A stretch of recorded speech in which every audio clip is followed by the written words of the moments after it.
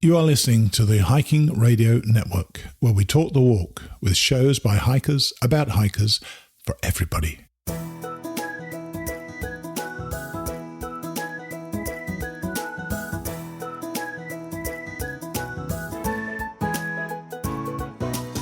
Mighty Blue on the Appalachian Trail, the ultimate midlife crisis.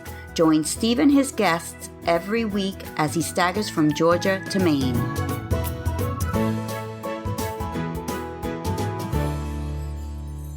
Hey guys, it's me again, Mighty Blue, or Steve Adams, and you are listening to Mighty Blue on the Appalachian Trail, the ultimate midlife crisis. I went back to the Appalachian Trail this past weekend, and it filled me with all sorts of nostalgic memories. I was there as part of the Woods Hole Retreat weekend. I don't know if you remember, but I mentioned this a few times a couple of months ago. The basic idea was to give back to the trail, and in particular the hostels. We based ourselves at the Woods Hole Hostel near Petersburg and spent the 3 or 4 days hiking and talking about hiking. The group of paying guests, of which there were 12, joined me, Clay Bonham and Evans, RTK and Jester, along with Tina and Neville from the Quarterway Inn and Woods Hole respectively. We were socially distanced, spent the whole time outdoors. We had such a good time that I'm going to make next week's episode about the weekend. I think you're going to enjoy it. This week, though, we have a fellow vintage hiker, Pat Stith, or Lucky, was suggested to me by Chris Myers, one of our listeners. He didn't start hiking till he was in his 60s, a bit like me, and now at 78, he's still going strong. He's quite the raconteur, and as you'll hear, very accomplished professionally. Lucky will be along soon. I eventually got through to Bill Tickner this week, and he'll be joining us after Pat for a 2-week roundup. He's pushing on through and now into his last state, Virginia, as, if you recall, his journey and his completed Triple Crown will finish in Damascus. Keith Foskett is also pushing on with just a few states to go in my reading of his book, Balancing on Blue. I'm currently looking around at a couple of contenders for our next book, so if you have a few ideas, email me at steve@hikingradionetwork.com. Or, actually, as I've just remembered, you can go to our new Hiking Radio Network website and send me a voice message. I only noticed the microphone in the bottom right-hand corner the other day, and you can talk for a couple of minutes. I love to hear from some of you if you've got any good ideas, either for the books or even ideas for the show. So let's get on with it. Here's Pat Stith, or Lucky.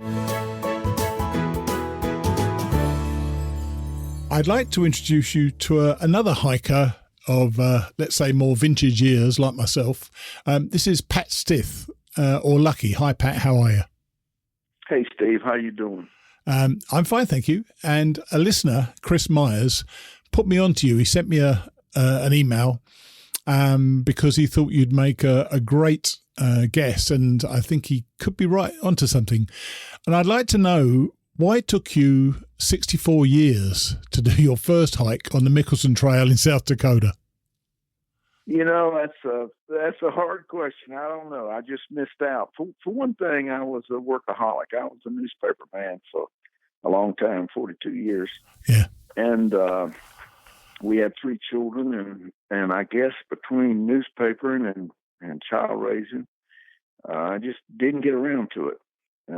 I did finally when a good friend of mine invited me to go on the Mickelson Trail in South Dakota, and I went, and I got hooked. Well, why did you get hooked? I mean, what is it about the trail that did it for you then? Well, you know, it's odd, Steve. I don't, except in the mornings, I don't enjoy hiking all that much. And the scenery, for the most part. Now, there are exceptions, and the John Muir Trail is one of them. Yeah. But you can see a lot of the scenery from a car. So that's not why I go. I go partly for the challenge, partly because, and mostly now because of the people I meet on the trail. You meet a lot of interesting, some fine people. I've met very few people in all the hiking I've done that I don't care to be around. Very few. And a great many that I like. There's a remarkable commonality there. I think hikers are people we can identify with because we have this shared goal to get to the end of a hike somewhere, don't we? And so I think we're almost as invested in somebody else's success as we are of ours. So tell us about the Mickelson Trail. What was that like? Well, the trail is beautiful. It's a little over 100 miles. I only hiked about 43, 45, something like that. Right. It was the first hike I'd ever been on. I was carrying way too much weight. I was carrying over 40 pounds, about 45. Wow. I had boots that I had not, leather boots, heavy leather boots that I had not broken in. And basically, I didn't know what I was doing. I had a 2-man tent that I had bought on the advice of a friend who didn't know a whole lot more than I did. He said, "This will be really comfortable. You'll like it." Well, it is comfortable, but it's also very heavy. So the trail is gorgeous. It's an old railroad bed, and Nice. I recommend it to hikers and to especially the bikers. Right. Nice. Yeah, I would imagine that's beautiful to bike, yeah. But actually, before we get fully into your hiking, and you sent me a list of notable dates, and I just wanted to mention something because there's a lot of detail on that hiking, but there are 2 stark dates with no explanation at all. One says 1996, won a Pulitzer Prize, 2005, inducted into the North Carolina Journalism Hall of Fame. How did you win your Pulitzer? Joey Warwick, my partner at the time, and I wrote a series of stories about the pork industry in North Carolina. All right. The environmental dangers that it presented at that time, and the business aspect of it. They were hauling train loads of corn in here and still do from the Midwest. 50 cars at a time. We don't grow enough corn in North Carolina to feed our hogs more than a week or 10 days, or Wow. didn't at that time. Wow. So it was a business story. There was a political story, and so on and so forth. And so we wrote a 5-part series, which won the Pulitzer for public service. That is awesome. I'm not sure we've had a Pulitzer Prize winner on the show, so I'm honoured. So the Mickelson Trail was, I believe, in 2009, and you're now in your mid-70s. How has your mindset changed with regard to hiking with those changing years? Well, when I'm sitting here at my desk, I'm a 20-mile-a-day man. I can really hike sitting here in my office, and so a little more difficult on the trail. But, my dad told me when I was, or like to tell the story, told a number of people, and if you pick a calf up in the morning, set it over the fence, pick it up in the evening, set it back over the fence, you can pick that calf up when it's full grown. Well, that's not exactly true, of course. But, as long as I keep hiking, I can keep hiking. And so while this year has caused me to cancel a hike in the spring, I am going to get out next week. All right. With the hike and biking. I think as long as I continue to hike, I can until I'm, 85? I'm 78 now. Yeah. And, I feel like I could hike the trail now. It's really not any different than walking from your door down to the end of your driveway to get the mail. Except that you got to do it over and over and over and over every day. But it's the same principle, it's just walking. It is the same principle, but I think for me, my mindset, even though I only started myself when I was 61, and my first ever hike was the Appalachian Trail. And so, but it is still a case of getting over mountains. And I do find as I get older, because I did it again in 2019, there is a changing mindset. I know that when I first did it, I was kind of nervous about the whole thing. But of course, when I did it the second time, I knew exactly where I was. I felt really at home in the woods. And I'm sure the more you've hiked, the more comfortable you've been with that. Because you said for example, you started with a very heavy pack. I bet you've sorted the weight issues out, haven't you?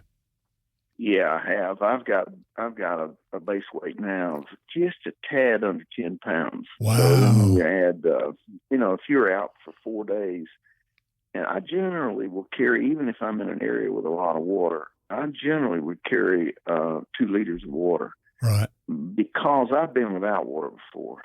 Yeah. In fact, I was without water on the Mickelson Trail. I actually poured out my water thinking I could get some more at night. We couldn't. So it was a terrible night, and we had to hike 6 miles the next morning. My partner didn't have any water extra to share with me. Wow. It was a terrible time, that portion of the hike, and I learned my lesson. I take care of water. And I think really hiking does that to you. It teaches you lessons that work for you in your life on the trail, because you have so few things you have to do, and you learn those things. If you make a mistake that you never do that again, do you? Oh, you're exactly right. I guess all of us are this way to a certain extent. That is, you have a problem with a flat tire on a trip or something else, and you at some point your mind turns to a remedy. You quit whining and look for a remedy. Yeah. Well, hiking is exacerbated that process for me. When I have a problem now, I don't waste any time fretting about it because I couldn't on the trail and learn not to. And that's a lesson that's carried over. I knew in part, of course, everyone does, but now it's drilled into my head. I immediately began looking for a way out, a solution. Yeah, and I think hiking gives you solution, the way to get solutions as well. But moving on to your hiking, because you've done quite a few hikes already, and one of your next big adventures was 2 or 3 years later, the rim to rim in the Grand Canyon, which you ranked as your second most beautiful hike. And you've already referred to your first, the John Muir Trail. I'm going to come back to that later. Now, I've whitewater rafted in the canyon for 6 days and 5 nights. I never, ever considered hiking down and I guess up it. What is the attraction and what is that hike like? Because I know a lot of people have done it and they seem to love it. Well, it's a beautiful hike and it's relatively easy. I say relatively easy because before we got to the bottom, I would have paid a small amount of money, maybe a middle-sized amount of money for some flat land or even a hill to climb because my shins it's downhill relentlessly until you're almost to the bottom. But the trail is exceedingly well maintained. I mean, just no exaggerating how well maintained it is. Right. It's what they call a quarter trail. And so they have a lot of all kinds of folks hiking it. And it's not a difficult hike, and it really is pretty. It's a different picture postcard about every 200 yards. Nice. You get to the bottom. You have to have permits, however. And the best way to hike it, I think, is for a 3-night permit so that you can stop and camp going down. Beautiful. And camp at the bottom and camp going up, not because you need the rest, but because you want to enjoy it. Absolutely. We had a 2-night permit, so we went to the bottom on the first one and then halfway back up on the second night, and then we were out. It's really pretty trail. Well, you referred to that one, obviously, in the list you sent me, but apparently there's no contest. And I've seen some of the pictures for the most dangerous hike, which I think is called, was it Escalantes? Well, they're the most. No, that wasn't one. That was the most interesting. But tell us about the most dangerous, because it looks awful. Some of the trail on there. Well, it's the Nankoweap, Nankoweap, and if you have any fear of heights, do not go on this trail. I mean, it's just, I'd always wanted to hike after I'd hiked this quarter trail. I wanted to hike a backcountry trail. But you can't just go with anyone. You get back there and get lost, you can get killed. Yeah. So a friend of mine I met invited me to go, and he'd been down several times. But the leader of their group his trail name was Canyon John. Right. That's who you want to go with. Right. If you want to go with somebody named Canyon John, you don't want to go with Lost Again. I see your pictures. I do not want to go on that hike ever. It looked dread. It looks horrendous because everything's at an angle, isn't it? Well, yeah, it is exceedingly narrow, and if you fall in many of those narrow places, you just die. That's all there is to it. So I am afraid of heights. But I thought, you know what? These guys can do it. I can do it. Well, I did do it. But I swore, stick a fork in me. I'm done. I'll never hike that trail again. It's a piece of work. It's 14 miles down to the Nankoweap Creek, and then obviously we stay. This is the only hike I've ever been on where you hike somewhere, pitch a tent, stay there several days, and do day hikes. And we day hike nice. from there down to the Colorado River. It's really, really pretty country, right? And it's an interesting hike. But here's a clue. We hiked down there, saw no one. Now we did see there were some people camped at the bottom. They were on some kind of a group tour trip with an expert. Uh-huh. And we hiked back and saw no one. So we were passed by no one. and caught up with no one and saw no one going down or coming back. Now that's a clue. There's a reason. Yeah, I could see why. There's one area which I did have a photograph of where you're going around a boulder that protrudes out, so you can't lean away from the fall. And so you grab the boulder and you walk. Well, this trail is a little bit more than boot wide. Oh no, I wouldn't like that. You know, it's I know people. A lot of folks are just not going to believe that. Well, fine. Go out there and knock yourself out. Yourself. Yeah, that's hilarious. You know the thing that's really wearing about it, Steve, is there are some places, as you well know, since you've thru-hiked twice. There's a few hairy places on the AT. Oh yeah, but they don't last all morning. No, they're generally 20 yards or more or less. Or a cliff you got to climb, and you're up it in 15 minutes or whatever. Here, the stuff just goes on and on and on. Well, what struck me from looking at some of the pictures you had was that these were the times when you could probably take a picture. There must have been other times where it was even more dangerous, where you couldn't take a picture. Yeah. Oh, my gosh, that was a nightmare. And the other one on your list, which I meant to say before was on your list of the most interesting hike, was the Escalante's hike. I had never heard of that. What's that about? It was really a terrific hike. We went out and went out in the desert for 50 miles. Right. And left our vehicle. Then we went another 10 or 12, something like that. Sure. And got out. And when we began hiking, we were in the desert. I'd never hiked in the desert before. Right.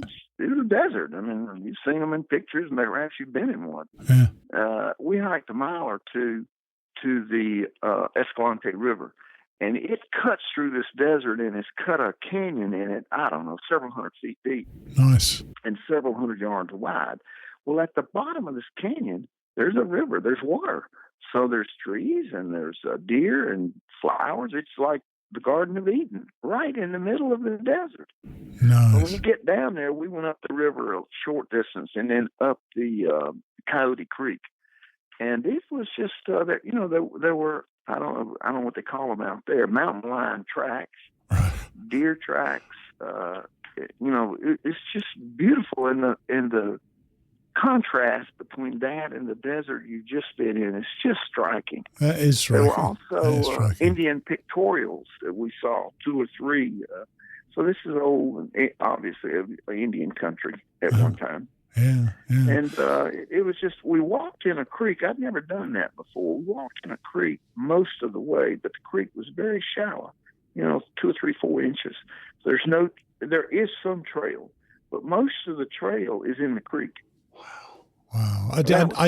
I'd never heard of it before, and it sounds awesome. It was.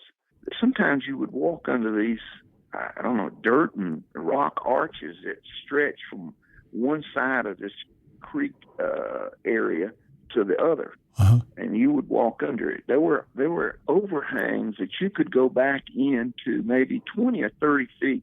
You almost wished they had a storm so you could go back into this natural, I don't know what to call it, pavilion and get out of it. Beautiful.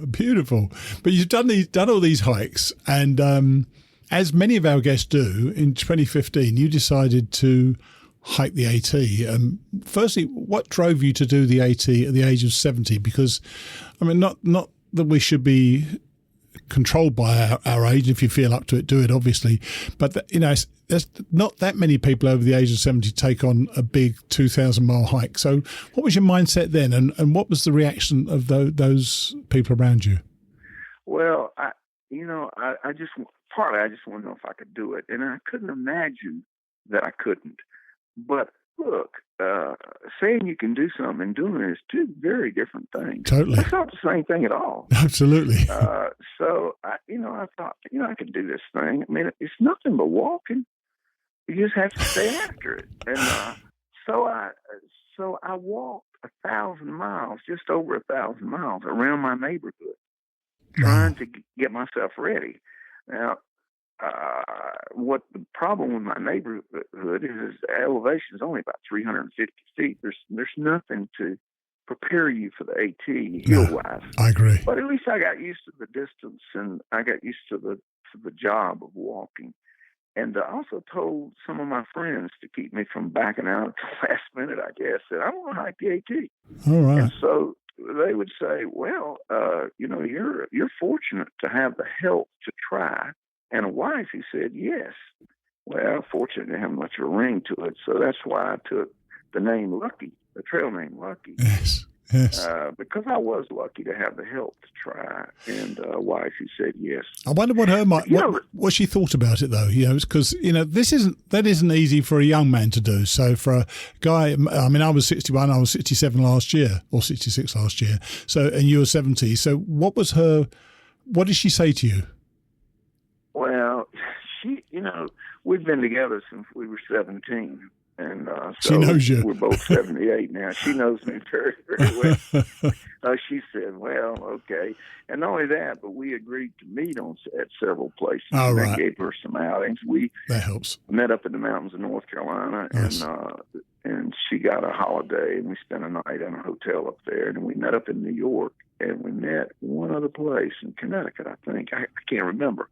But we met several times, and then she and my brother and his wife drove to Maine to get me when I finished. Very nice. So you said you don't especially like hiking, but it's the people. But do you like the solitude of a hike, or do you choose to be with people most of the time?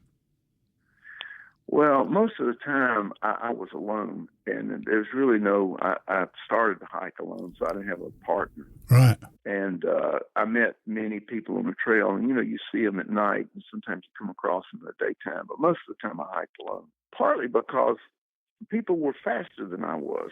Yeah. I can only remember. Now, I passed a great many people in shelters, asleep, or in town. I passed a host of people that way. Yeah. But just walking people down on the trail, I didn't pass but 3, Steve. Yeah, I think one of them was legally blind. One of them was hurt. And the other one's trail name was, you get ready for this? Slow Man. So those are the 3 people I walked down on the trail. So what I try to do is get an early start. I try to be on the trail at 6:30. Yeah, that's a good idea. And then early's always better. And then be prepared to hike till 5 if I had to. Yeah. And how different was the preparation for the AT from your previous efforts, or did you feel you had everything dialed in by then? Well, I thought I had a pack, and I thought I had a really perfect pack. I didn't. Right. I tried carrying an umbrella for one thing. Right. I know almost nobody does, but I had one. I had one. Tried. I had one. Well, I tried, but that didn't work for me. Right. I also tried to use a alcohol stove, but I started on February 15th in the wintertime. It was very cold for quite a while, yeah. And so that didn't work. And I learned the hard way because I wasn't able to heat anything for a couple of weeks until I could get a stove. But you know what? If you and I went up there to the end of the trail right now, and we asked for permission for everybody that was just gotten to the base of Katahdin and was about to go up and hadn't lightened their pack, and laid their packs out on the ground, you would never find 2 that were identical. That's right. You might not even find 2 that were all that close. That's right. There's a lot of equipment that works for people. There's no perfect pack. There's a perfect pack for you and a perfect pack for me, but not a perfect pack. I've been asked by people, how did you get to, how were you able to make it to the end? And I said, to be honest, I can't really tell anybody else how to do this. I can tell you how I got there, but that isn't necessarily going to work for you. I know what works for me, and if it doesn't work for you, well, I can't do anything about that. There's nothing I can help you with. Yeah, absolutely. There are a lot of solutions. Oh, yeah, and you work those out. That's the thing, because that's the great thing about experience of doing this. You work it out. If it doesn't work, just don't do that again. I mean, that's the thing. And how did you find the physicality of those early states, particularly as you went early in early to mid February, rather, because it was cold as well as being, I think Georgia's quite intensely physical as well. It was. I'm glad I did, but I did not have any spikes. Oh, wow. And it was very difficult foot couldn't. I got in a lot of trouble at the beginning of the hike. You didn't suffer alone, though, did you? Because you met up with the Hiking Vikings. You mentioned them earlier, Nate and Sharon, and they were on the show in the early days. How did you come to hike with them for such a long period of time? Because they're obviously quite young. Well, they are. And, of course, the fact is almost everybody was around me was quite young. I mean, Yes. I wasn't, but, I don't remember hiking at all with anybody. I saw people over 50, and I met people over 50. I just never hiked with any. Yeah. But I did hike with a number of young people because that was mostly what was there. Yeah. I met the Vikings at Fontana Dam, Right. and we happened to leave at the same time, and then we just sort of, they were faster than I was, but they would lollygag in the morning, and I'd have a big lead on by the time they started. And they might pass me during the day, and I'd catch them in the evening. So I would see them several. We hiked a long way together, and we became good friends. I've seen them several times, and I've hiked with Viking 3 times, I think, and this will be the 4th on section hikes since then. That's lovely. Pretty soon. So what do you think then, Pat, it is about the trail that enables hikers of all ages to bond the way they do? I mean, I spent 2 days in 2014 hiking with a 17-year-old boy. That would never happen in so-called real life. So what do you think the trail does to you to bring those barriers down? Oh, I think it's the fact that it's a shared experience, and particularly if you've had a terrible day. I mean, if it's been raining all day, you get to the shelter, and I often stayed in or around shelters. Right. Generally around them. You're generally tended near a shelter. Yeah, same here. And so you almost never hear anybody complaining. What's the point?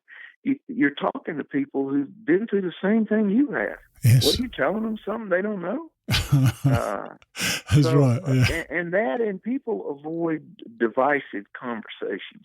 Yeah. Politics, for example. I don't think I ever heard any political talk on the trail. Never asked any questions about it. Never was asked any questions. It's a potentially divisive subject, so people don't talk about it. It's a good lesson for life, though, isn't it? Don't you think so? It's a good lesson for life. Yeah. So not only that, but people are very willing to help you if they can, just as you were willing to help other people. Absolutely. And, it's sort of like us against the elements. Yeah, it feels that way. That old saying, I guess it is, that no shelter is full. On a bad night, I'm talking about, where you got sleet, snow, or heavy rain. No shelter is full until the last hiker is in. That's right. And there were nights in the Smokies we had that as well, massively full shelters. But everybody moves over. Everybody accommodates everybody else. And I know you had some experiences on the trail. I'm going to come to a couple of those now that made me laugh in your blog. You said that you did the 80 about 5 years ago, but your feet are the only constant reminders of that. What has happened to your feet in those years? Well, they're a size larger. I mean, all my life I was a size 10. I'm a size 11 now. And I don't say none. I have very little feelings in the middle 3 toes on both legs, which is a result of that start in the wintertime where I was frostbitten. My fingers were that way for quite a while, but they got over it, but my toes never did. Yeah, I lost feeling in my toes for about 6 months after the trail. I lost all my toenails, but I lost feeling in my toes for about 6 months after the trail first time. And even now, I always feel like I've got something under my sock in my right shoe, and it's just a strange numbness. From your 2 hikes. Yep, absolutely. And I don't mind that at all. But also pretty early in the trail, you acquired another piece of clothing, didn't you? Tell us about the girdle you had to wear. Oh yeah, I felt a sharp pain a few weeks before I left in my gut when I picked up a pack. I was hiking around the neighborhood trying to get in shape, and I went to a doctor immediately, and they said, "Well, I don't know what's wrong with you. Come back when it hurts." Well, it really didn't hurt anymore. But right before I left, it was bothering me, not hurting, but bothering me. I went back to the doctor, and he said, I don't know what it is, but it's not a hernia. Well, of course, it was a hernia. Yeah. And 2 or 3 weeks into the trip, it was starting to bother me, and you could see it bulging down. I had to get something done, so I went home, and the surgeon said I was going to miss so many days. I couldn't afford the zeros. And so I said, is there another way? And he said, well, you can put a girdle on and go to Maine. And by girdle, he meant a piece of elastic about 6 inches wide and about, 2.5, 3 feet long. So you wrap it around your middle and stretch it out. Wow. And stick it together and go. And I said, what's the chances that I'm going to make it to Maine or that this is going to stop me? He said, it's about 5% it's going to stop you. Wow. So I said, well, fine, I'll do that. So I wore it to Maine. I didn't have a bit of trouble except when I was coming out of the AT Conservancy, is that how you say it? Yeah, Conservancy, Harper's Ferry, yeah. And I was climbing the hill, those who are familiar with that part of the trail know it's a very steep hill north of Harper's Ferry. Weaverton Cliffs. I felt this little pain in my stomach. Yeah. And I said, my girdle's not tight enough. And I dropped my pant, and I didn't have my girdle. It was back there at the Conservancy. I had used the restroom and taken the girdle off and left it there. Wow. Well, one of my rules was I didn't walk south on purpose. I was going to Maine. I wouldn't walk a mile south for a $10 bill. $20. I'm not going south. That's all there is to it. So I decided to continue and try to buy me one on the trail. Well, one thing led to another. I hadn't actually met in person, but they'd been in touch with me, a trail angel. Sure. Who took a day off from work now. She lived in a suburb of Washington. She drove to Harper's Ferry, found that girdle, got north of me, hiked south until she ran into me. Jeez. Her name is Vicky. Other people may have run into her. She's a good one. Do you know that tells you so much about the AT, doesn't it? The people. It isn't just the people you meet who are hiking; it's the people you meet around the trail that just encourage you because they want you to do well as well, don't they? Oh, absolutely. I had two other people who had seen my blog and came out specifically to find me. Right. Nice. And one of those men, he caught up with me several times on the trail. In fact, he's from Pennsylvania. He went up to Maine and helped me. But in any event, I've hiked with him. I hiked the John Muir Trail with that man. Yeah, tell us about that because and I'll ask you about John Muir Trail in just in a second, but just for one moment. So you got to Maine with your girdle and you made it to the Maine. What was that feeling when you touched the sign? Was that very satisfying for you? Or were you sad that it was over? You know what? It was relief. Right. I wondered how I would feel. Would I feel really happy? I didn't. I wasn't sad. Yeah. But it was mostly relief. I heard a lot of people say it's not the destination, it's the trip. That's a popular thing to say. No, that wasn't true with me. I was going to get to Maine or die trying. Yeah, it was important to get there. Really important for me to get there. And you've climbed that mountain. It's not nothing. I mean, compared to everything you've been through, it's not all that difficult. But it's not nothing. And you can get hurt on it. Yeah. And I thought, if I get hurt on this mountain going up there and can't get there, I will be so upset. And so finally getting there and doing what I'd set out to do, it took me, I like to say it took me 4 months and some few odd days, but actually it took me 4 months and 29 days. Well, you did it far faster than I did. I was so happy to get there. Not happy, relieved. Yeah, I was so relieved to get there. That's the word, yeah. Now, you did something I couldn't do. You hiked the John Muir Trail. I went twice and I failed after 3 days because of the elevation. So how did you cope with the elevation, or was that just okay for you? That's one of the risks of that hike. You just don't know how you're going to react to it. You just don't know. And I didn't have a reaction to it. I think I was tired. We had planned, we thought we could hike. I hiked with Iceman, was one of the trail angels that I had met on the thru-hike. Uh-huh. He and I had no difficulty with the altitude. And that trail, as you know from the part that you've seen, is really well maintained. Yes. It's an excellent trail, but it's not well signed. Good luck on following their sign. They don't have any signage to speak of. Yeah. So you need a GPS to hike it.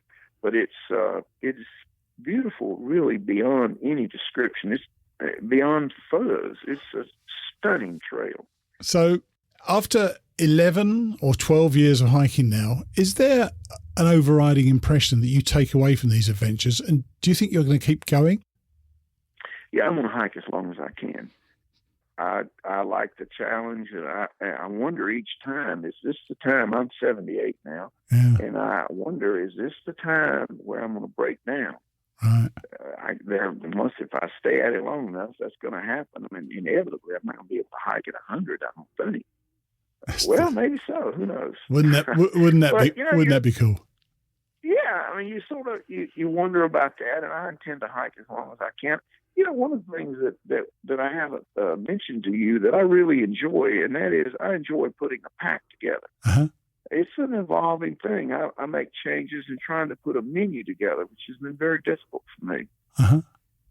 My pack, I think I'm about 98% there, but I still tweak it a little bit because every time when I come home, I examine my trip and say, what am I carrying that I just don't need? How can I lighten my pack? And what am I not carrying that I really do need? So that's an interesting thing, and I enjoy that. Now, I didn't write this down as a question, but now I think about it. You've won a Pulitzer Prize, and you've stood on the brown sign at Katahdin. What made you more proud? Oh, I have to say the Pulitzer. You know, it's sort of a funny thing.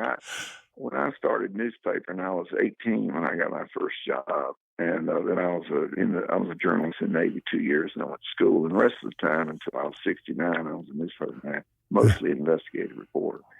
And I thought about winning a Pulitzer twice a week for 30 years, and then I won one. And after I won, I almost never think of it again.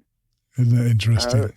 So, from a standpoint of the time I spent thinking about a certain goal, it would easily be the Pulitzer.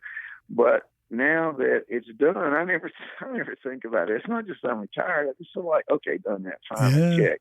Yeah, how interesting. I didn't think about it more. I think about the trail all the time. Yeah, same here. Here. And I think about the people I've met on the thru-hike. I'm still in touch with half a dozen of them. That's great. Well, look, I'm so glad that we had a listener reach out to tell me about you, because your story is great, and I highly recommend people to read your blog. There's some really great nuggets of wisdom in there as well, and it's well worth reading. So I'm going to put a link in the show notes to your blog. But I really appreciate you coming on. Thanks so much. I really appreciate you coming on and talking to us about it. Thanks very much, Pat. Thank you, Steve. Bye-bye. What a gent, eh? Because he's such a skilled writer, his blog is very well worth a read. So a link to that will be in the show notes. He sounds like he'd be a really relaxed hiking partner as well, doesn't he? And yet again, we heard about how hikers of such varying ages can meet on equal terms on the trail.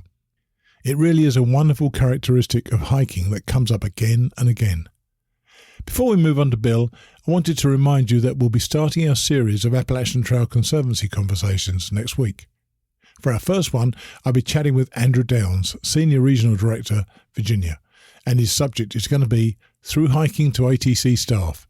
How has my perspective changed after my through hike? If you have any questions you'd like me to ask Andrew, just jot them down, or better yet, leave them on my voice message app on the site that I mentioned earlier. Now, on to Bill, and he's in his last state, Virginia. Well, after a gap of a week, we're back on with Bill. Hi, Bill. How are you? I'm good, Blue. How are you? I'm not too bad. And, we missed speaking with each other, obviously, last week. But mind you, we had an extra helping of Mr. President the week before. So maybe we're getting some balance into it. So that's true. So you're 2 weeks past where we were. And I seem to remember, were you around Duncannon last time we spoke? Yes, I was in Duncannon. Just out the Doyle? Oh gosh, no, I did not. Okay. I did take a picture in front of it. Okay. I think it's in a bit of a transition phase right now. It's been like that way for some time, I think. I did stay at the kind of outdoorsy hostel, which was fantastic. Really, really great place to stay. Where was that? So it's right. It's on the same block almost as the Doyle, and it's actually an outdoor like a gear store, but behind the store is the hostel with Right. with about 6 bunks, Nice. a couple bathrooms. Yeah, it's really well suited for hikers. That's really good. I actually stayed in the church hall, which was a bit further up the road, I think. I don't know whether you remember that. Oh. But, yeah, there was a church hall where we just all slept on the ground, slept on the floor, as you do, you know. So how have the last 2 weeks gone then? Have they? Are you going well?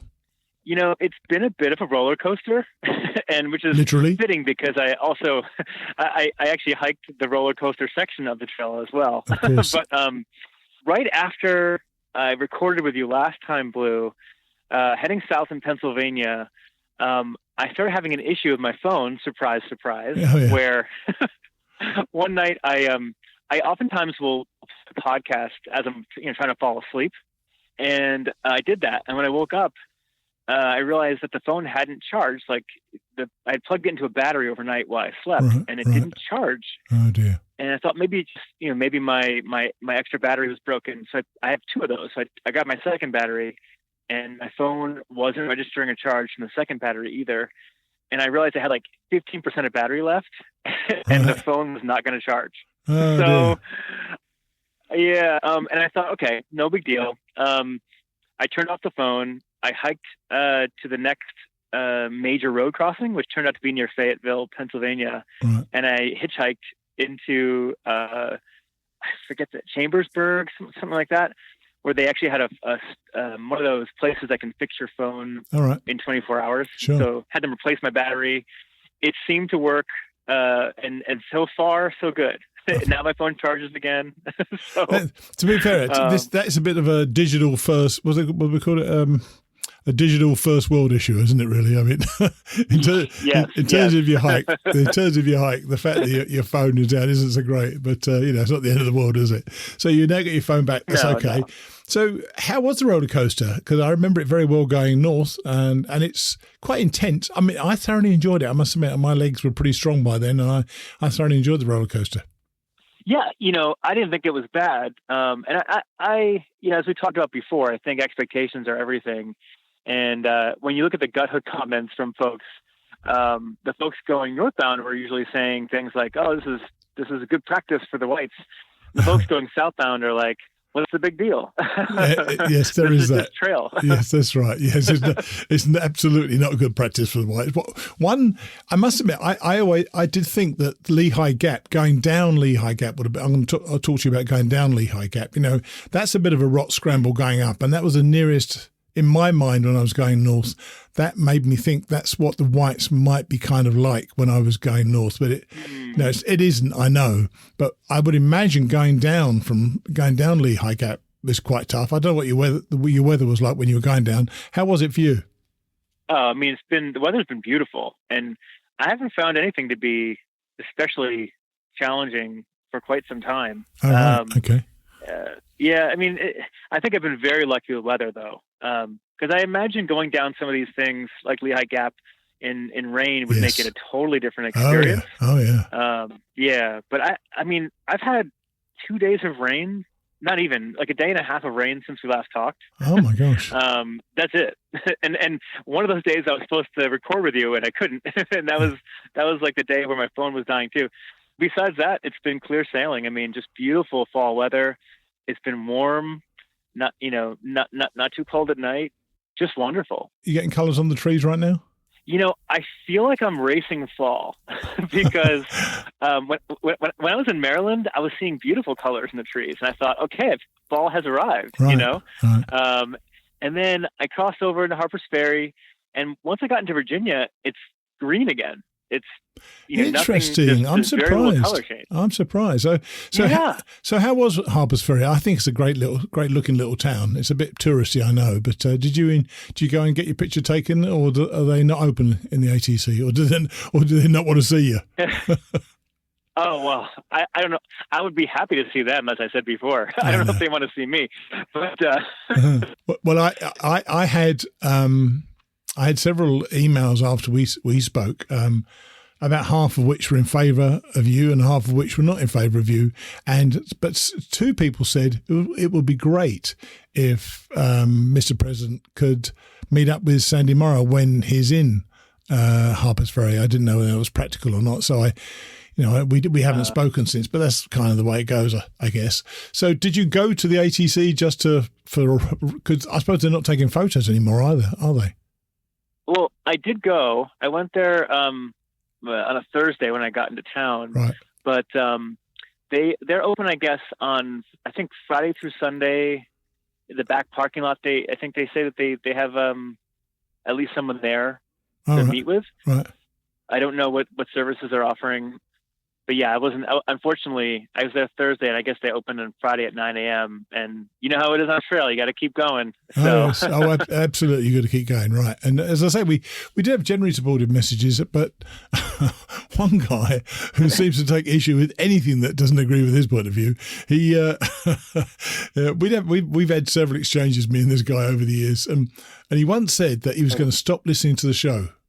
Looks like he hung around because he's just so he could take a pop at me every now and then. So it's always good to know. Have other hikers spoken to you about that episode at all?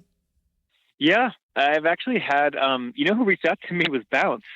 Oh, did he? Nice. He and I talk. Once in a while, I check in to see how he's doing. Right. So do I. And because of course he's the reason that I connected with you. That's right. He's the one that said, that we should connect. And I have a lot of respect for his perspective on things for a lot of reasons. But he seemed to really think like he felt that the way I'm viewing the issue is very much in line with how he views it, which was good. That made me feel like at least I'm representing some people, Yeah. You know what? I think this has really shown again that people have different views, and in a polarized era, this is what happens. People take this; they can only see one side; they cannot see the other side. And I think we had quite a nuanced conversation. I tried to, and Bounce actually referred to it in Facebook. Said, I kept playing devil's advocate because you needed to have a devil's advocate. We all need to have a devil's advocate, don't we, really? Just to make sure that both sides look at both sides of the issue. And I know where you are now, by the way. I believe I do anyway. I think is it Thornhill or Thornbury Gap? Thornton Gap, yeah. Thornton Gap, yep. That's right, yeah. And the reason I know is a guy I spent the weekend with this weekend, actually, at Woods Hole Hostel, Hugh Ickrath. He wanted to give you some trail magic, and he said he was going to meet up with you, and you've just met up with him, haven't you? Yeah, I didn't realize that when I agreed to do these interviews with you, Blue, that it would come with trail magic, but but apparently it does. Hugh, he was like you said, he was a great guy. He came with pizza, and that's what I'm talking of course, about. My favorite Coca-Cola. Yeah, it was great, and we had a great conversation. And he said he got to spend some time with you at this retreat, and what a delight. I love how. You can. I never met Hugh before, but folks who hike and who appreciate these things, we always have enough in common to have great conversations. Yeah, it's a real bond. It's a real. Thank you for putting him in touch with me. Yeah, absolutely. It's a real thing to bond over, isn't it? A shared interest, and I know he's terribly excited about the prospect of going on the trail. And his wife, Kerry, somewhat less excited about the prospect, although I think after this weekend, I think she might be a little bit more excited about it. So we're going to see. Hopefully. We're going to see how that goes. So where else have you been to? I was just trying to think where. I know you had Harper's and you went down Lehigh Gap, and you're now in Shenandoah. And Shenandoah is really easy, lovely walking, especially in decent weather as well, because you're in the Green Tunnel. Is it quite oppressive in there? It's I'm at this point where the tops of the trees are green, but some of the under trees, like the smaller trees, are yellow underneath. All right. A little bit.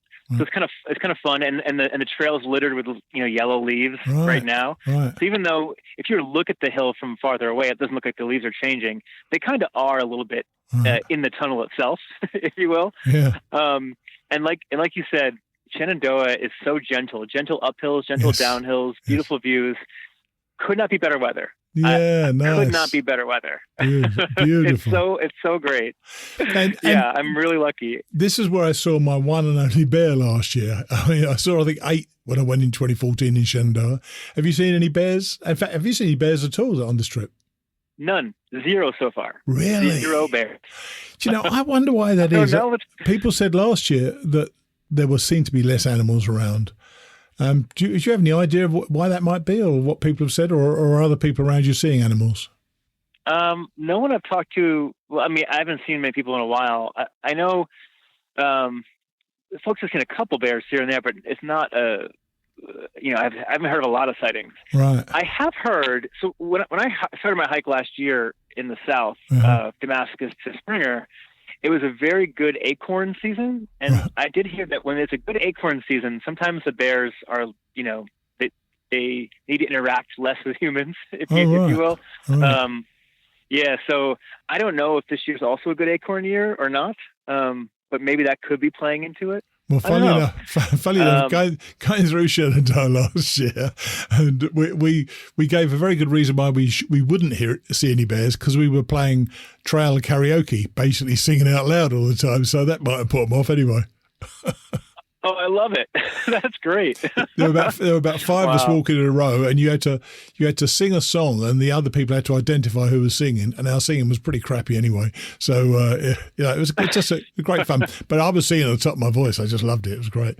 So what's the next couple of weeks hold? I mean, I'm trying to think. You're now about 800 miles in, something like that. 850.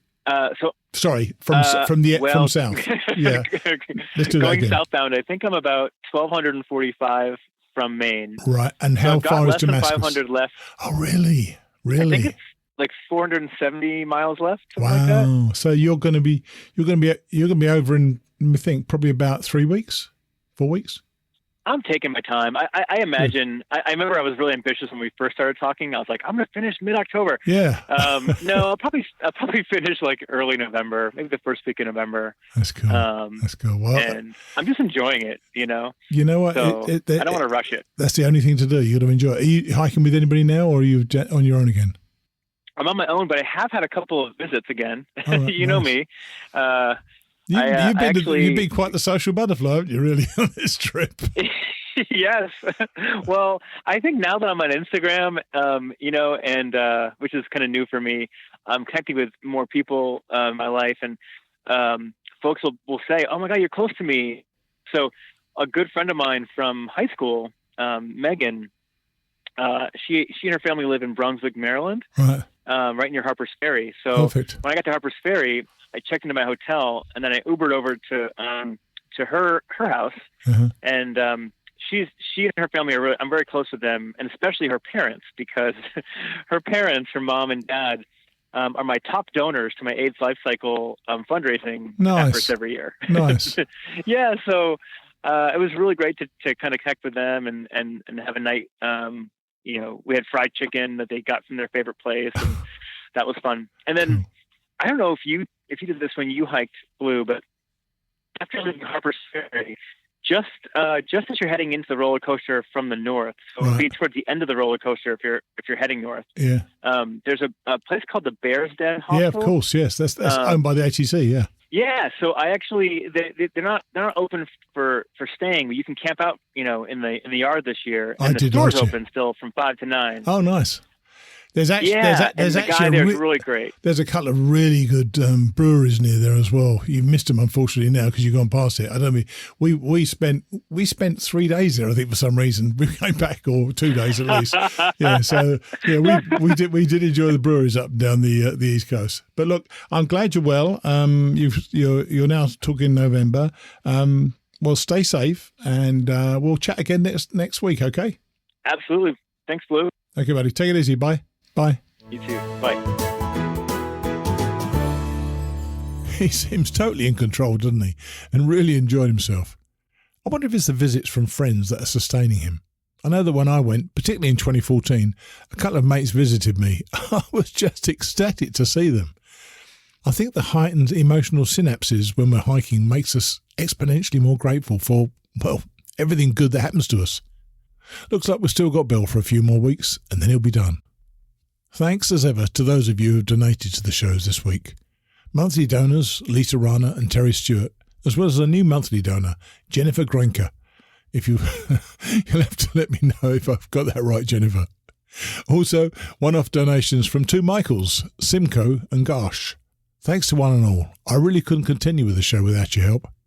If you like what we're doing, why not go to our donation page, which you can find on any of the hikingradionetwork.com pages, and make a monthly or one-off donation. Thank you so much. One last thing to let you know before we get to Fozzie's book. I'll soon be closing the Mighty Blue on the AT.com website. I've loved having this site, but frankly, it was taking so much time to get it updated, and our new site does everything that we want. So that will be coming down soon. Thanks to those of you who pointed out that it wasn't updating. I did know it, and I was putting it off taking it down. With a bit of luck, I'll get it done this week. Now Fozzie and Balancing on Blue. This week, with New England underfoot, the mountains and the climbs are starting to get harder. I'll see you next week. Chapter 11. The Fox. June the 29th to July the 17th, mile 1300 to 1643. The state lines of New Jersey and New York teased us. The trail dipped into one and returned to the other, undecided. We didn't know whether we'd left New Jersey. Finally, at mile 1360, we entered state number 9, New York, and started its 88 miles. It was June the 29th, day 91 of my hike. In the rain's absence, a fresh problem presented itself. New York State was sweltering.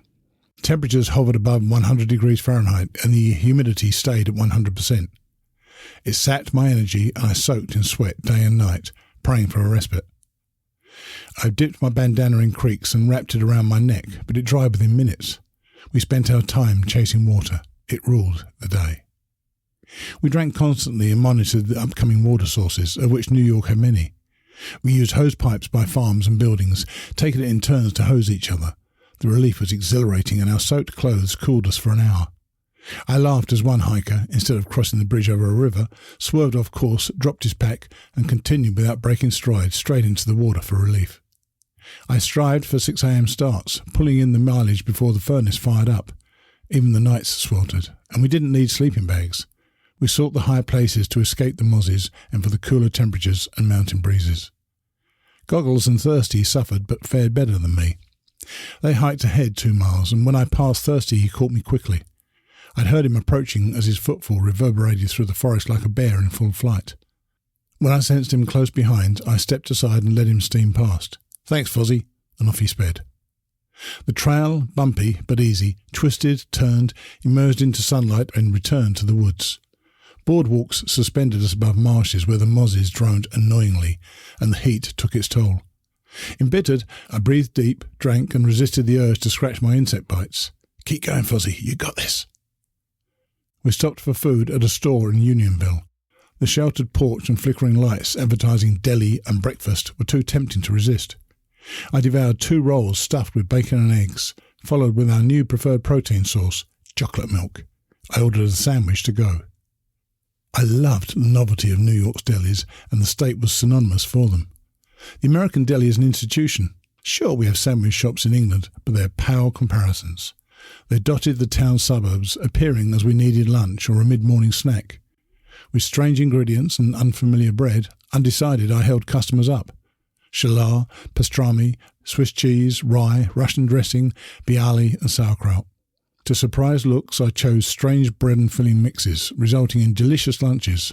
I cherished the delis. Sexual frustration plagued Goggles, and he'd become obsessed with the fairer sex, describing anything great as titties. "How was your food?" I asked him at Heaven Hill Farm, where we rested one afternoon. He grinned cheekily. "Oh yeah, titties."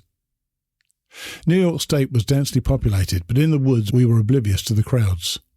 We made short work of the eastern pinnacles, Monbasher High Point and Buchanan Mountain, as the AT clung to broad rocky ridges. I spotted Greenwood Lake far below us. Our rendezvous with Juggles at Arden Valley Road approached, but not before a section known as Agony's Grind. Unmarked in our guidebooks, it caught us by surprise. Reminiscent of the roller coaster before Harper's Ferry, the passage of sharp climbs and descents finished us in the searing heat. We emerged from the woods, sticky, nursing cuts and dripping a trail of sweat and blood. Juggles drove us to the house he shared with his father, James, in Midland Park. We yearned for rest, so took 3 days out. I needed new shoes, as Pennsylvania had eaten my last pair, and we had chores to take care of. The TV show America's Got Talent had contacted Juggles' agent, as they needed him to perform a routine on stage to will.i.am's latest single. With a week to prepare under the choreographer, he darted to and from the city. Lasagna had expressed a wish to walk with us, which the guys had no problems with, so we invited him along. He intended to return to the section he'd missed after reaching Katahdin. Daffy carried on from where he'd left. We spent a day in the big city. The Tick-Tock diner on the corner of 34th Street and 8th Avenue served us breakfast in typical frantic New York style. The streets bustled, traffic blared. I felt claustrophobic and couldn't breathe. We escaped to a welcome oasis, Central Park, and spent the afternoon playing frisbee. On our way back to the car, Juggles turned to us. "Hey guys, listen to this." He approached the stranger and motioned him to stop. "What's your thoughts on the Appalachian Trail?" The stranger looked confused but answered, "I think I like it." Juggles suppressed giggles. "How long did it take you?" 2 hours. Struggling not to laugh, he pushed one last question. "What was your favourite part?" "The top." Lasagna arrived the next day, and Juggles dropped us at the Arden Valley Road, explaining he'd catch us after filming had finished. Rested, clean, fed and watered, our 4-man team started the final 800-mile section.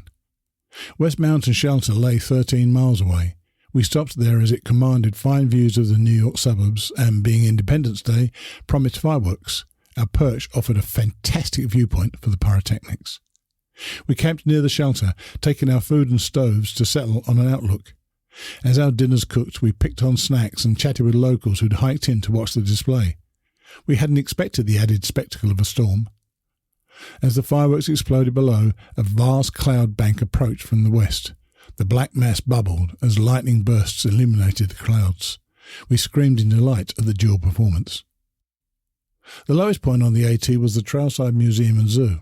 At 124 feet above sea level, the trail passed through and didn't charge hikers an entrance fee. I wouldn't have paid it anyway. I hate zoos. In fact, I loathe them. The gates were locked and there was a side trail which we didn't know about, so we shimmied over the gate.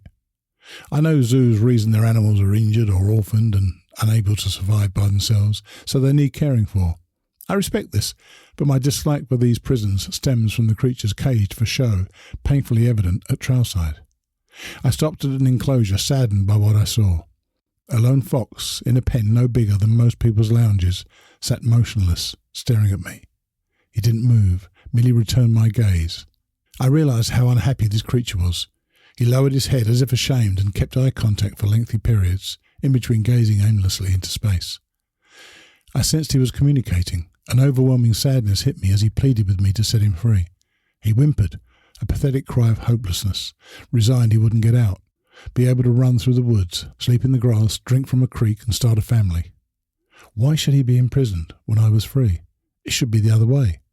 My usual life felt like incarceration, and I longed for the outdoors. Here the roles switched. He sat behind bars. I had freedom. He stared, pleading to the point I could hear him. "Open the gate. Please let me escape." I looked around. The place was empty. I wished Thirsty was with me. He understood unfairness and acted on impulse. He could have helped. "Please let me out." Compassion overruled sense, and overwhelmed, my emotions crumpled, and I cried. An iron bar lay on the ground. I glanced at his pen. There was one feeble padlock. "Grab the bar, Fozzie. Break the padlock. Get him out." I reached for the gate. "Hey, morning. We're closed. You know there's a side trail. You're a thru-hiker, right? Are you okay?" she asked, seeing my damp eyes. I ran, stopping exhausted at the Bear Mountain Bridge. I caught my breath and composure, continuing towards the sanctuary of the trees. If anywhere could heal the hurt, the woods could. To this day I see him, remember his forlorn expression, sense his pleading and hear his whimper. I betrayed him. I'd have happily spent a few days locked up for his freedom. Animals should not be in cages. Leaving the Hudson River, trees huddled around me as I crunched along gravel roads. I climbed over Canopus Hill and descended. Lost in my thoughts, I missed the Canopus Lake turnoff and backtracked, finding the Shenandoah camping area after 31 miles to camp with the guys. The heat and humidity continued to tire us, and there'd been no respite since Duncannon.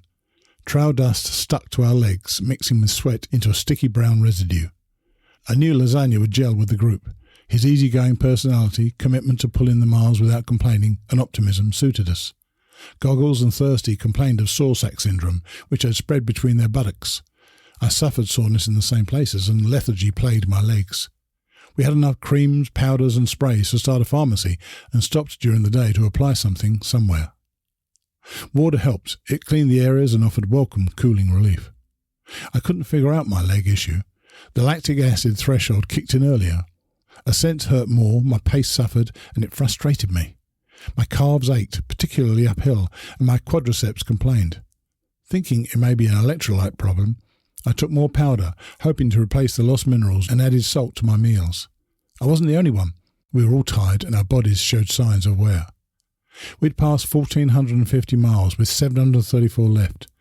Experience taught me the body started complaining after 1,500 miles. The break in New York was an excellent idea. We'd refueled, rested, and returned full of enthusiasm. We rose each day, hoisted our packs, and continued north. It was habit, ingrained and accepted. We didn't contemplate quitting and focused on Katahdin. New York State bumped along at 1,000 feet, but it rippled constantly. We breathed hard on short, steep ascents, catching oxygen while descending, before repeating. Old, moss-covered stone walls marked long-forgotten boundaries. I caught glimpses of ruined, solitary buildings, the last corner standing defiant amidst piles of rubble. I descended 700 feet to the 10-mile river. Crossing over the Ned Anderson Memorial Bridge, sunlight bounced off the water, blinding me. Passing into Connecticut, the 10th state, I had 4 more to negotiate. Massachusetts, Vermont, New Hampshire and Maine. I climbed to Indian rocks as gaps in the trees teased with glimpses of the countryside below. Lasagna and I finished a long downhill, reaching CT 341 at Shektikoke Road. Thirsty and Goggles were ahead, recceing places to eat in Kent, a mile east. Tired and hot, we couldn't fathom where to go. We downloaded the data book to our phones, but squinted helplessly at our screens in the bright sunlight. Thirsty's uncle, John Lundeen, let us stay for the night. He collected us and drove to his house in Darien, where we feasted. Whilst watching TV, we stumbled on America's Got Talent, cheering as Juggles plied his trade, managing a cheeky grin for the camera as he sped past on a unicycle. Glad of the rest, we left the following morning. A soft, sandy path hugged the Housatonic River as it kept us company for the day. Its wide, shallow and clear waters weaved around submerged boulders. Thirsty and Lasagna floated in the water while Goggles napped on a warm rock, as did I. The rivers on the AT were wonderful, particularly from Connecticut north. With the woods so dense, we only saw them at the last minute, and they made welcome surprises. The sound of water met us and the sunlight intensified. Early mornings near the water appeared like fairy tales, with sunbeams splicing through floating mists. Breaking from the forest into the light, I'd pick a route over the rocks to the middle and stand motionless. The novelty was unexpected. A long, silver slither parted the trees, a warm and bright oasis, demanding I stop and rest. Damn, I love the rivers. I often indulged in too much river therapy and had to catch the guys afterwards. The Housatonic crossed my path or glided alongside several times in Connecticut, and one morning was no exception. Goosebumps speckled my arms in the coolness. A solitary silver birch stood sentry. The trail's soft, sandy surface eased my feet into the day, and the woods parted, a theatrical curtain. Mist spectres drifted over the water, a crow called, and I hopped out to a lonely rock. A breeze tickled the treetops, and they replied with a genial rustle, the only sounds. I tilted my head skyward and, grateful for the sun, rested. I caught the guys and we got a ride into Salisbury to buy food. Riga roast coffee solved my immediate caffeine crisis before sitting in the country bistro, eagerly eyeing the menu. The waitress suggested we move to the back as the table was bigger.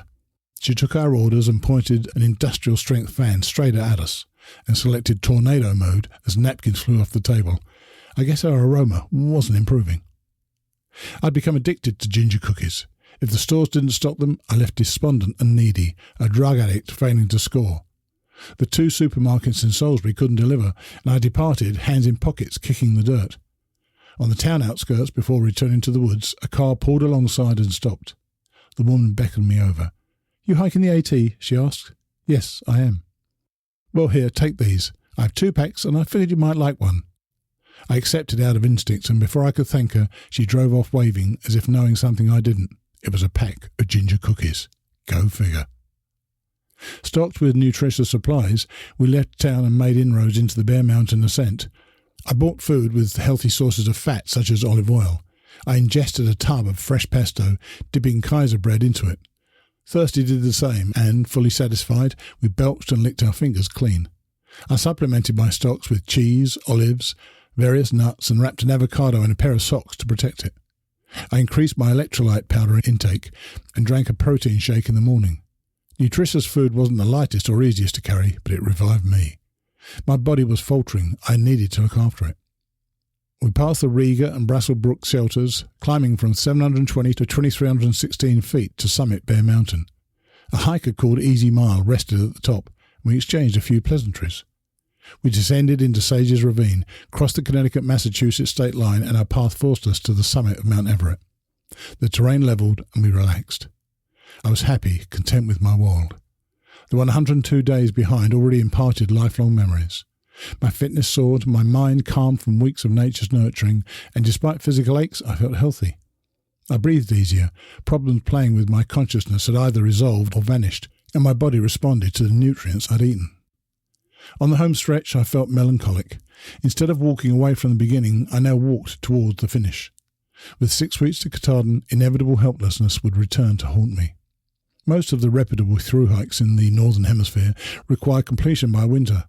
After months of freedom, escaping the constraints of my normal life and recharging, there was little to look forward to after finishing. I'd fly home to England with a bleak winter to battle. Sounds despondent, I know, but post-thru-hike depression is common. It takes time readjusting to society. After months in the wilds, the shock of leaving is hard to comprehend. I cope well. I'm not one for wallowing in self-pity, though it may take me a week or two to accept the inevitable. Houses are confining. The air is dry. There are too many distractions and unwanted noise, and I hate dealing with the mundane tasks of life. If long distance is the cure, I dream of an endless hike. A hike without defined direction, no plans and no finale. What an appealing prospect. Spending my life drifting with my needs in a pack. The perfect adventure doesn't adhere to one marked trail, it meanders on many. I'd start from England and weave through Europe on a southeasterly bearing. Without maps and freedom to choose which way, I'd be open to suggestions, debating with the locals and accept opportunities as they appeared. I see myself travelling through northern France towards Switzerland. As the mountains rose, I'd veer east and explore the foothills, rising to the summits.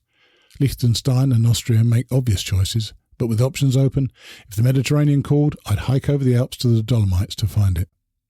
Past the Adriatic Sea next, and Venice, visiting Trieste before crossing into Slovenia. Croatia is on the wish list with Serbia, Romania and Bulgaria before the vast Black Sea comes into view. Or further north, taking advantage of the summer through such delights as Slovakia, Hungary, Poland and Belarus.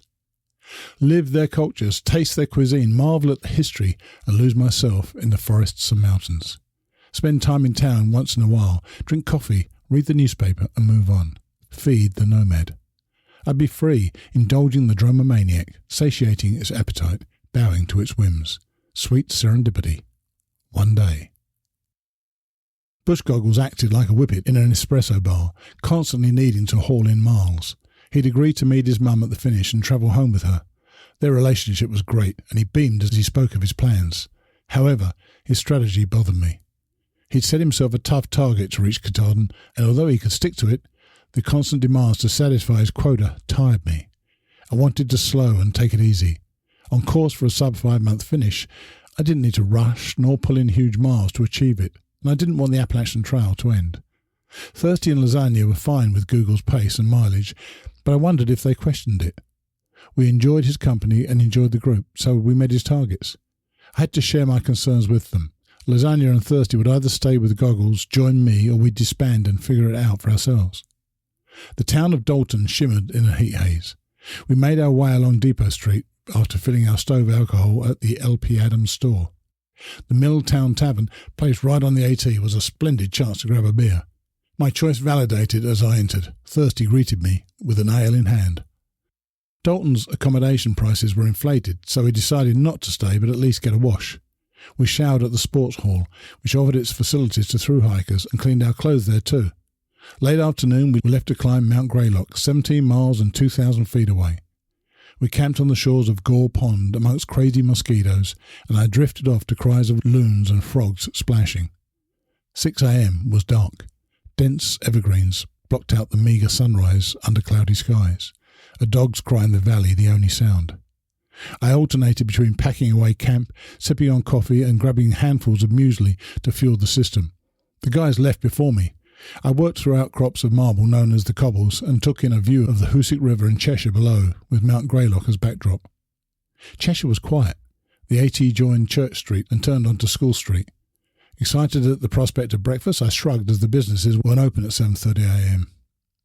I spotted lasagna and goggles, and they directed me towards the town store. A protein bar washed down with chocolate milk worked wonders, and I tucked another bottle in my pack for later. We rested on Mount Greylock, the highest point in Massachusetts, admiring the 93-foot-high Veterans War Memorial Tower before a cry caught my attention. "Hey!" I turned round out of instinct. "Hey, Fuzzy!" Lady Forward ran over. I even got a hug on arrival. "Lady Forward, how you doing?" She beamed. "Great! Hiking strong and focused on finishing." At last, I thought, holding out my arm. "This is for you. I've been lugging this thing for ages. It's your turn." I handed her the gauntlet, and she took it. "You'll have it on Katahdin, you know," she jested. "We'll see about that." Another familiar face appeared later. I passed the Congdon shelter, thinking it was empty. "Fuzzy!" Ches 11 poked his head out from the interior and grinned. "Ches 11, how the hell are you, mate?"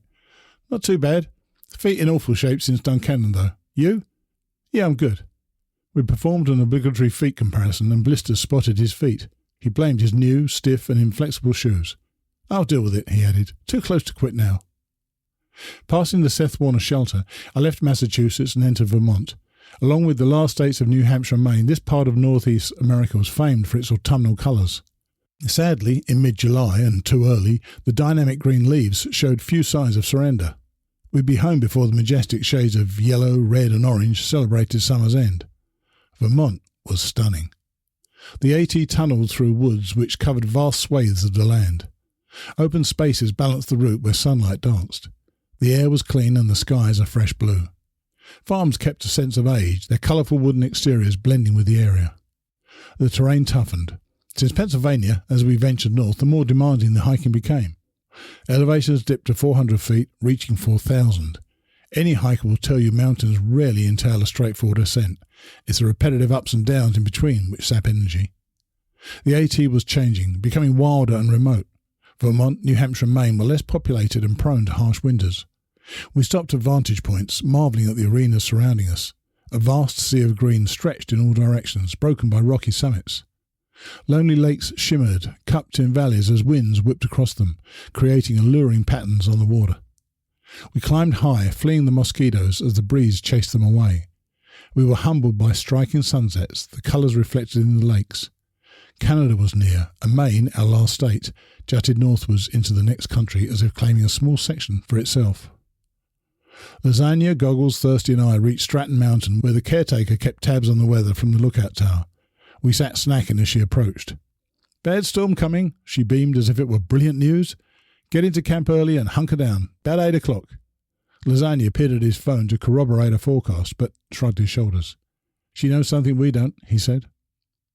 We veered towards caution, and in respecting the fickle weather patterns, we agreed to camp at Prospect Rock. I left first, keeping a watchful eye out for the William B. Douglas shelter, situated a mile before the Prospect Rock turnoff. I missed it, but Spruce Peak shelter was close. As I pulled in, the wind increased. I looked through the trees as ominous black clouds streamed overhead.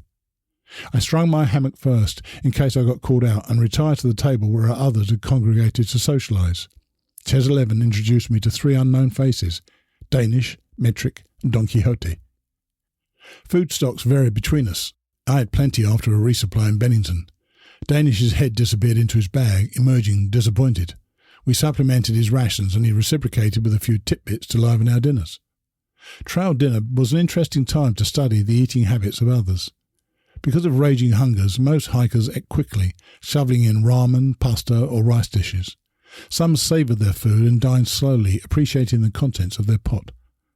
We conversed between mouthfuls, catching news of others' whereabouts, the weather, mosquitoes, and other relevant topics. Once finished, we cleaned our pots. I'm often asked how to do dishes on thru-hikes. How much washing liquid do we carry? But do we bother with a cloth and a towel to dry our utensils? I've never met a thru-hiker who bothered with any of them. Our preferred method of cleaning utilised water and a finger. My pot was the same depth as the length of my middle finger, which reached the bottom. I poured in a trickle of water, conserving my supply, and I swept my finger around the pot, scraping away any detritus clinging to the sides, and sucked my finger after each sweep. I swished the water about, discarded it, and repeated. A quick tickle on the bottom, a final rinse, and job done. Others did the same. With raging hungers, we ate every scrap of food. We cleaned pots to within an inch of being sterile. Fingers wiped pans, sucked after each pass and savoured like a final meal. Stray morsels stood no chance. We tipped mugs skyward for a last dribble, dropping to expectant taste buds. We inspected cutlery for clingers, removed with a fingernail or wiped on clothing, sucked again, tongues scanning the surface for any irregularities. Food was gold and, along with water, a valued commodity. Portions weren't big enough and variety under par, so pure was our hunger, we respected it, and despite the limitations, meals tasted fantastic. We didn't leave a scrap. Fat raindrops splattered our wooded haven, and we ran for our shelters. The woods roared as the deluge gained strength, and a fierce wind ripped through our corner of Vermont. I sat under my hammock, observing the torrent as the light faded. Gusts pulled at the anchor points. Too tired to watch any longer, I slipped into my sleeping bag and watched, enthralled, as the lightning bursts silhouetted the trees above me. I fell asleep thinking of mountains. The whites were coming.